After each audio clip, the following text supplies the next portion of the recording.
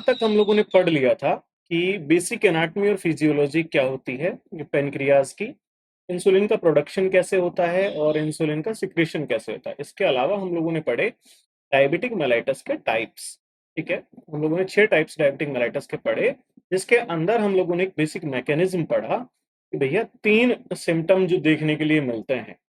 ठीक है, polyuria, polyphagia, polydipsia, वो किस तरीके से होते हैं। इसके अलावा भी कुछ सिम्टम्स होते हैं। ठीक है, सिम्टम्स जैसे कि प्राइमरीली हम लोग बात करें 3 क्लासिकल सिम्टम्स और उनके अंडरलाइन पैथोलॉजी मैंने आपको बताई, पॉलीयूरिया, पॉलीफेजिया और पॉलीडिप्सिया होता है। ठीक है, इसके अलावा हमें देखने के लिए मिलता है टेकिकार्डिया। अगेन इसके अलावा हाइपरटेंशन। अब बेसिकली डायबिटिक मेलाइटस के अंदर होता क्या है कि जो इंसुलिन है वो रेस्पॉन्सिबल है प्रोटीन के मेटाबॉलिज्म के लिए, फैट के मेटाबॉलिज्म के लिए, एज वेल एज ग्लूकोज या फिर कार्बोहाइड्रेट के मेटाबॉलिज्म के लिए। ठीक है, अब यहाँ पर सिर्फ हाइपरग्लाइसीमिया नहीं होगा, यहाँ पर हाइपरलिपिडीमिया भी होगा, सीरम प्रोटीन्स का लेवल भी बढ़ेगा। तो उनकी वजह से क्या होता है, आर्टीरियोस्क्लेरोसिस होता है इसके अंदर, ब्लड वेसल्स के अंदर, जिसकी वजह से क्या देखने के लिए मिलता है, हाइपरटेंशन देखने के लिए मिलता है। ठीक है, इसके अलावा हाइपरकैलिमिया, जैसे कि मैंने आपको इंसुलिन के फंक्शंस में बताया था कि इंसुलिन जो है वो पोटेशियम शिफ्ट का भी काम करता है। इसके अलावा हाइपोनेट्रीमिया, इनिशियल स्टेजेस में क्या देखने के लिए मिलेगा, हाइपोनेट्रीमिया देखने के लिए मिलेगा। Snowflake cataract. ठीक है, कैटारेक्ट होता है, अपीरियंस कैसा होता है, जैसे बर्फबारी हो रही हो, ओपेसिटी ऑफ लेंस। ठीक है, लेंस के अंदर ओपेसिटी देखने के लिए मिलती है, और फॉर्म में किस में होगी कि भैया जैसे बर्फ गिर रही है कहीं से, इस तरीके के फॉर्म में देखने के लिए मिलती है। ठीक है, इसके अलावा हाइपरकैल्सीमिया, हाइपर मैग्नीसीमिया और वेट गैंग्रीन देखने के लिए मिलता है, या फिर diabetic foot. Most common positive agent जो डायबिटिक फुट का है वो क्या रहने वाला है, क्लोस्ट्रीडियम परफेंजस। ठीक है, इसके अलावा इम्यूनिटी को इम्पेयर करता है, जिसकी वजह से क्या होता है, वुंड हीलिंग डिलेड हो जाती है। और क्या चीज देखने के लिए मिलती है, वेट लॉस देखने के लिए मिलता है, किसमें, टाइप 1 डायबिटिक मेलाइटस के अंदर। ठीक है, तो ये हम लोगों ने बात की कुछ बेसिक साइन एंड सिम्टम्स की, किसके रिगार्डिंग, डायबिटीज मेलाइटस के रिगार्डिंग। ठीक है, अब हम लोग डिस्कस करेंगे कि बेसिकली डायग्नोसिस किस बेस पे किया जाता है, यानी कि आपको अगर डायबिटिक मेलाइटस है तो हम लोग ये किस बेस पे एस्टेब्लिश करेंगे ये डायग्नोसिस कि इनको डायबिटिक मेलाइटस है या नहीं है। ठीक है, तो अब हम लोग बात करते हैं, diagnosis of diabetic mellitus is established by elevation of plasma glucose level by any one of the following 3 criteria. यानी कि अब मैं आपको कुछ क्राइटेरिया बताने वाला हूं, इस क्राइटेरिया में से अगर कोई भी क्राइटेरिया फुलफिल हो रहा है एलिवेटेड सीरम ग्लूकोज लेवल से रिगार्डिंग, तो वो पेशेंट क्या है, डायबिटिक मेलाइटस से सफर कर रहा है। ठीक है, कौन कौन से क्राइटेरिया हैं हम लोग बात करते हैं। सबसे पहले, a random plasma glucose concentration of 200 mg per decilitre और higher with classical sign and symptoms. यानी कि किसी भी आदमी के अंदर आपको क्लासिकल साइन एंड सिम्टम्स देखने के लिए मिले, कौन कौन से, पॉलीफेजिया, पॉलीयूरिया, पॉलीडिप्सिया। ठीक है, इसके अलावा भी कुछ साइन एंड सिम्टम्स देखने के लिए मिल सकते हैं। एज वेल एज आपको क्या मिलना चाहिए, पेशेंट का जो सीरम ग्लूकोज का लेवल है वो मोर देन 200 मिलीग्राम पर डेसीलीटर से ज्यादा मिलना चाहिए। अगर ऐसा होता है तो वो पेशेंट क्या है, डायबिटिक मेलाइटस से सफर कर रहा है। ठीक है, तो ये पहला क्राइटेरिया हो गया। ठीक है, अब दूसरे क्राइटेरिया की बात करते हैं, a fasting glucose level more than 126 milligram पर डेसीलीटर और हायर, यानी कि 126 मिलीग्राम पर डेसीलीटर से क्या हो जाए, फास्टिंग ग्लूकोज का लेवल ज्यादा हो जाए, मोर देन वन ओकेजन। यानी कि आपने एक बार चेक किया और फास्टिंग ग्लूकोज का लेवल 126 से ज्यादा आया, लेकिन फिर आपने जब भी चेक किया वो अंडर 126 आया, तो इसका मतलब पेशेंट को डायबिटीज नहीं है। लेकिन एक से ज्यादा ओकेजन पर अगर आपको ऐसा देखने के लिए मिले, तो इसका मतलब क्या है कि पेशेंट को डायबिटीज हो सकता है। इसके अलावा हमें क्या करना है, abnormal oral glucose tolerance test देखने के लिए मिले।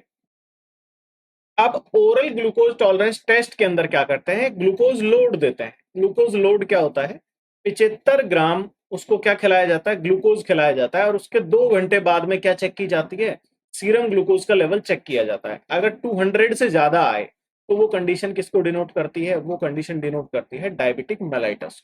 ठीक है, एक बार दोबारा से पढ़ते हैं। If fasting glucose level more than 126 milligram पर डेसीलीटर और higher on more than one occasion, or an abnormal oral glucose tolerance test OGTT in which glucose concentration is 200 mg per dl or higher 2 hours after a standard carbohydrate load।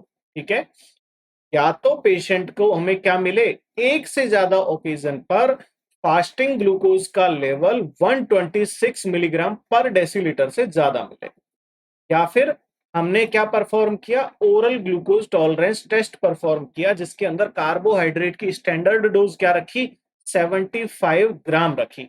अब 75 ग्राम हमने carbohydrate किसी patient को खिलाने के बाद में post prandial 2 hour after standard dose of carbohydrate, इसके बाद में हमने क्या किया, ब्लड ग्लूकोज लेवल चेक किया, और वो हमें क्या मिला, 200 मिलीग्राम पर डेसीलीटर से ज्यादा मिला। तो इसका मतलब क्या है, पेशेंट डायबिटिक है। ठीक है, थर्ड क्राइटेरिया की भी बात कर लेते हैं।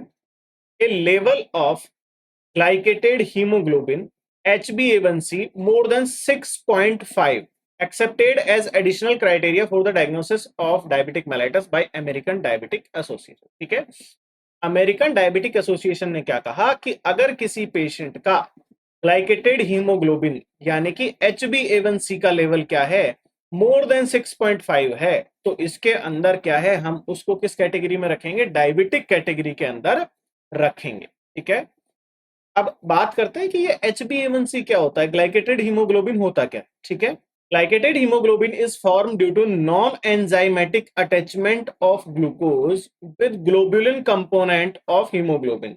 It is use for diagnosis as well as marker of glucose control in diabetes. ठीक है, तो देखिए क्या होता है ग्लाइकेटेड हीमोग्लोबिन। एक मैंने आपको जब स्टार्टिंग में प्रोसेस समझाया था तो उसके अंदर एक चीज थी कि एंजाइमेटिक अटैचमेंट होता है ग्लूकोज का। ठीक है, इंसुलिन आएगा सेल सरफेस पर, इंसुलिन डिपेंडेंट ग्लूकोज ट्रांसपोर्टर्स होंगे, वो स्टिमुलेट होंगे इंसुलिन के आने के बाद में, इसके बाद इंसुलिन का क्या होगा, ट्रांसपोर्ट होगा। लेकिन यहां पर ऐसा नहीं हो रहा है, यहां पर क्या हो रहा है कि इंसुलिन आया और वो सीधा ही जाकर के किससे अटैच हो गया, आरबीसी से अटैच हो गया। अब आरबीसी में किस पार्ट से अटैच होगा, तो वो क्या होगा, ग्लोबुलिन कंपोनेंट के साथ में अटैच हो जाएगा, हीमोग्लोबिन के ग्लोबुलिन कंपोनेंट के साथ में अटैच हो जाएगा।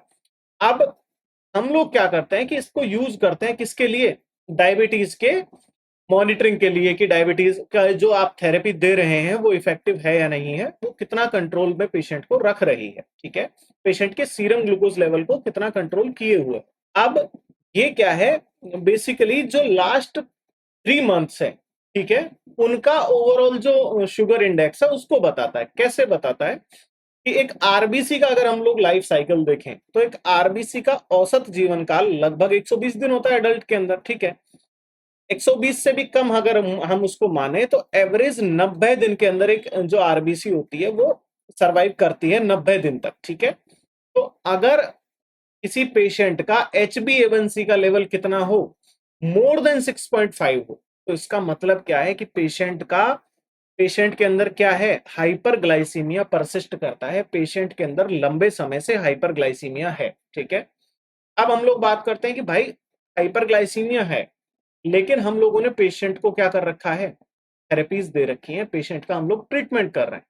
तो ट्रीटमेंट के दौरान जो HbA1c है इसका लेवल कितना रहना चाहिए, तो जो ट्रीटमेंट के दौरान पेशेंट का टारगेट जो HbA1c का लेवल है वो होता है 7%। ठीक है, यानी कि 7% तक अगर पेशेंट का HbA1c है तो इसका मतलब हमको थेरेपी चेंज करने की जरूरत नहीं है, मॉडिफिकेशंस की जरूरत नहीं है। जो पेशेंट को स्पेसिफिक ट्रीटमेंट दिया जा रहा है वो उस पेशेंट के लिए क्या है, इफेक्टिव है, उस पेशेंट के लिए काम कर रहा है। ठीक है, तो ये तो हो गया diagnosis of diabetic mellitus. Diabetic mellitus का डायग्नोसिस कैसे करते हैं। ठीक है, इसके बाद में हम लोग कुछ टेस्ट पढ़ते हैं, test for detection of glycosuria. Again यहाँ पर बात आई ग्लाइकोसूरिया। ग्लाइकोसूरिया क्या होता है, हम लोग इस बारे में पहले भी डिस्कस कर चुके हैं, पर एक बार फिर से मैं आपको बता देता हूं।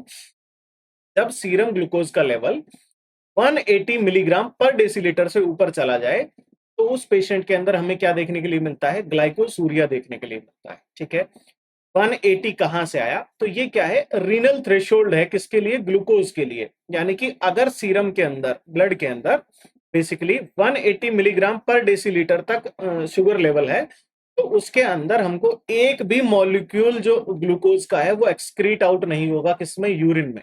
लेकिन जैसे ही ये लेवल क्या है 180 से बढ़ेगा, उसके बाद में हमको यूरिन के अंदर क्या देखने के लिए मिलेगा, ग्लूकोज के ट्रेसेस देखने के लिए मिलेंगे। जबकि हेल्दी किसी इंडिविजुअल के अंदर यूरिन में ग्लूकोज के ट्रेसेस देखने के लिए नहीं मिलते हैं। ठीक है, सबसे पहले मैं बात करूं तो सबसे पहले जो ग्लाइकोसूरिया के डिटेक्शन के लिए जो क्लासिकल टेस्ट यूज किए जाते हैं वो टेस्ट होते हैं रिजेंट स्ट्रिप्स। ठीक है, यूरो स्ट्रिप्स भी हम लोग इनको कहते हैं। इनके अंदर क्या होता है, डिफरेंट टाइप ऑफ रिजेंट्स लगे हुए होते हैं जो कि यूरिन के अंदर ग्लूकोज का, कीटोन बॉडीज का, प्रोटीन का, इस तरीके की चीजों को डिटेक्ट करने के लिए काम में आते हैं। ठीक है, इनके अंदर कलर कोडिंग दी हुई होती है और स्पेसिफिक पीरियड ऑफ टाइम होता है। जैसे कि अगर आप यूरिन में स्ट्रिप को डिप करने के 1 मिनट बाद आपको वो जो स्ट्रिप है उसका कलर मैच करना होता है कलर इंडेक्स के साथ में। ठीक है, जैसा कि आप लोग इस स्ट्रिप बॉक्स के ऊपर देख रहे हैं, काफी सारे कलर कोड्स दिए हुए हैं। ठीक है, तो जैसे ही आप यूरिन में डिप कर लेंगे, स्पेसिफिक टाइम के बाद में आप क्या करेंगे, इस कलर कोड के साथ में मैच करेंगे और ये बताता है कि प्रेजेंस ऑफ ग्लूकोज है या नहीं है। ठीक है, अब हम लोग बात करते हैं ग्लाइकोसूरिया के कुछ कॉमन टेस्ट किए जाते थे। ठीक है, कॉमन जैसे बेंडिक्ट टेस्ट हो गया। बेंडिक्ट टेस्ट के अंदर क्या होता है, यहाँ पर हम लोग बायोकेमिस्ट्री पे बहुत ज्यादा डीपली नहीं जाएंगे, बट फिर भी हम लोग थोड़ा सा पढ़ लेते हैं कि बेंडिक्ट टेस्ट क्या है। तो बेंडिक्ट टेस्ट के अंदर क्या होता है, बेसिकली बेंडिक्ट सॉल्यूशन लिया जाता है। ठीक है, बेंडिक्ट सॉल्यूशन को लेकर के सबसे पहले हम क्या करते हैं, उसको गर्म करते हैं। ठीक है, गर्म या तो आप बर्नर के ऊपर करोगे या फिर उसको एक माइक्रोबायोलॉजी की लैब के अंदर एक इक्विपमेंट होता है वाटर बाथ करके। ठीक है, बेसिकली ये ब्लड बैंक्स के अंदर भी यूज किया जाता है। जो एफएफपी है, फ्रेश फ्रोजन प्लाज्मा है, जिसको फ्रीज करके रखा जाता है उसकी थाविंग के लिए। ठीक है, उसको गर्म करने के लिए भी हम लोग इसका इस्तेमाल करते हैं, वाटर बाथ का। तो इसके अंदर बेसिकली क्या करते हैं, हम लोग उस टेस्ट ट्यूब को रखते हैं जिसके अंदर हमने क्या लिया है, बेंडिक्ट सॉल्यूशन लिया है। अब बेंडिक्ट सॉल्यूशन जैसे ही गर्म होगा तो उसका कलर चेंज देखने के लिए हमको नहीं मिलेगा। यूजुअल जो कलर है बेंडिक्ट सॉल्यूशन का वो क्या होता है, ब्लू कलर का होता है। ठीक है, इसका मतलब क्या है कि बेंडिक्ट सॉल्यूशन सही है, हमारे पास में जो सॉल्यूशन है वो ठीक है, वो सही रीडिंग देगा। अब हम लोग क्या करते हैं, इसके अंदर मिक्स करते हैं यूरिन। ठीक है, यूरिन मिक्स करने के बाद में हम लोग इसको फिर से गर्म करते हैं। ठीक है, अगेन वही, या तो बर्नर पे गर्म करेंगे या फिर वाटर बाथ के अंदर गर्म करेंगे। अब ये जो कलर चेंज करेगा, तो वो कलर क्या है, वो कलर उस ग्रेडिंग को रिप्रेजेंट करेंगे कि भाई उसके अंदर कितना परसेंट ऑफ शुगर है। ठीक है, जैसे यहाँ पर दे रखा है ग्रीन है, येलो है, ऑरेंज है, ब्रिक रेड है। तो ये क्या है, ये किसको रिप्रेजेंट करते हैं, प्रेजेंस ऑफ शुगर यूरिन के अंदर, उसको डिटेक्ट करते हैं। ठीक है, तो ये हो गया बेंडिक्ट टेस्ट। इसके अलावा होता है फेलिंग टेस्ट। फेलिंग टेस्ट के अंदर भी आप लोगों ने 11th-12th में पढ़ा होगा, फेलिंग सोल्यूशन होता है। अगेन वही फेलिंग सोल्यूशन लेंगे टेस्ट ट्यूब के अंदर। सबसे पहले हम लोग को क्या करना है, हमारा जो सॉल्यूशन है वो ट्रस्टेबल है या नहीं है, तो उसको डिटेक्ट करने के लिए हम लोग क्या करेंगे, सबसे पहले सॉल्यूशन को गर्म करके देखेंगे। अगर कोई कलर चेंज नहीं है, इसका मतलब सॉल्यूशन ठीक है। उसके अंदर अगेन यूरिन ऐड करेंगे, फिर से गर्म करेंगे। अगर कलर चेंज हो जाएगा, रेड कलर हो जाएगा, तो इसका मतलब क्या है कि उसके अंदर क्या प्रेजेंट है, कीटोन बॉडीज और शुगर प्रेजेंट है। ठीक है, नेक्स्ट मैं बात करूं टॉलरेंस टेस्ट की। टॉलरेंस टेस्ट के अंदर भी क्या करते हैं, टॉलरेंस टेस्ट के अंदर भी क्या इस्तेमाल किया जाता है, टॉलरेंस सॉल्यूशन इस्तेमाल किया जाता है। अगेन गर्म करके देखेंगे, कोई कलर चेंज नहीं है, तो इसका मतलब क्या है कि उसके अंदर क्या प्रेजेंट नहीं है, ग्लूकोज प्रेजेंट नहीं है। लेकिन अगर ग्लूकोज या फिर कीटोन बॉडीज प्रेजेंट है तो उसका कलर क्या हो जाएगा, चेंज हो जाएगा। कलर चेंज किस में होगा, मिरर कलर में। ठीक है, डार्क ग्रे या फिर मिरर कलर, जैसा मिरर होता है तो उसके अंदर हमको रिफ्लेक्शन देखने के लिए मिलेगा, किसके अंदर, टॉलरेंस टेस्ट के अंदर। तो ये कुछ बेसिक टेस्ट हैं जो कि किसके लिए किए जाते हैं, यूरिन के अंदर शुगर या फिर कीटोन बॉडीज है उनको डिटेक्ट करने के लिए किए जाते हैं। ठीक है,